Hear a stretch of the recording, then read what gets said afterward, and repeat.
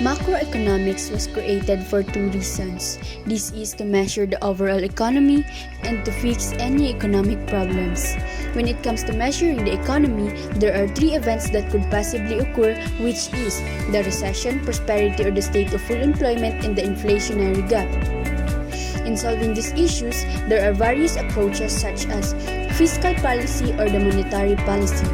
In this video, we would focus more on monetary policy. So, what is monetary policy?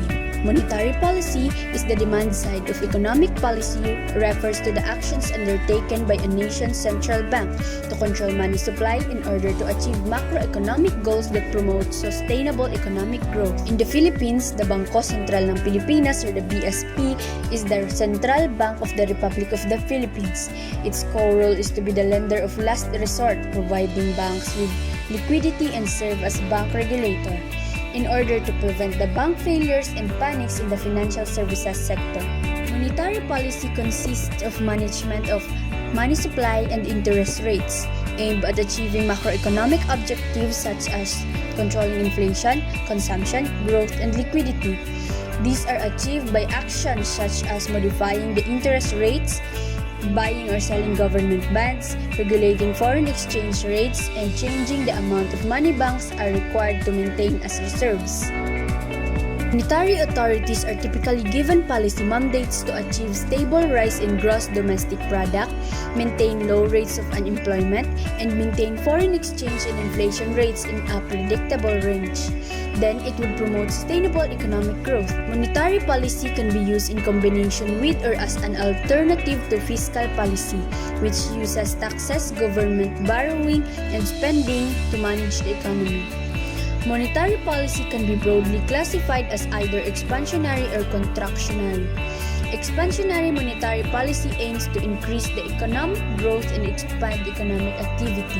The monetary authority often lowers the interest rates through various measures that make money saving relatively unfavorable and promote spending.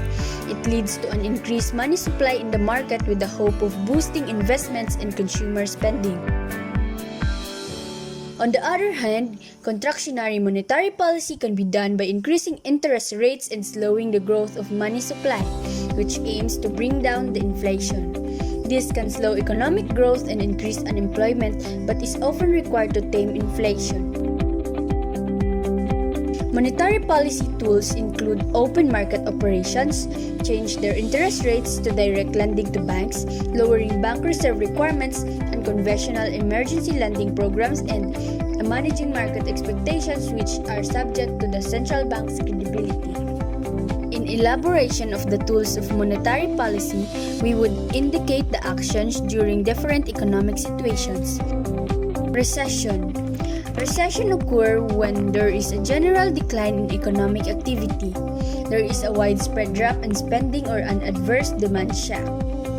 In recession, we would aim to increase the money supply, decrease interest rates, and increase investments in consumption that will increase aggregate demand and close a recessionary gap. But what causes the increase in money supply? How do we do it? Well, there are three tools in expansionary monetary policy to get us out of a recession. First is lower the reserve requirement. Central bank would lower the reserve requirement, which means bank can create more money. Lowering this reserve requirement releases more capital for the banks to offer loans or to buy other assets. The second one is to lower the discount or interest rate. They can lower the discount rate, which means people can loan out more money to banks for capital. Lending to banks at lower rates will enable banks to make riskier loans that will expand the economy. The third one is to open market operations. The central bank adds money into the banking system by buying assets, and banks respond by loaning the money more easily at lower rates until the central bank interest rate target is met. So it will lead an aggregate demand to rise and cause speeding up the economy using some sort of government intervention, putting us back at prosperity. The second issue or situation is inflationary gap. How do the monetary policy deal with this? Inflation. Inflation is sustained increase in price level of goods and services in economy. If the economy suffers at hyperinflation, it can be approached through contractionary monetary policy. The central bank can either increase the reserve requirement and increase discount rate. Charging higher rates and requiring more collateral requirements will mean that banks have to be more cautious with their own lending and risk failure that would slow down current state. The third option is to open market operations where it can sell bonds.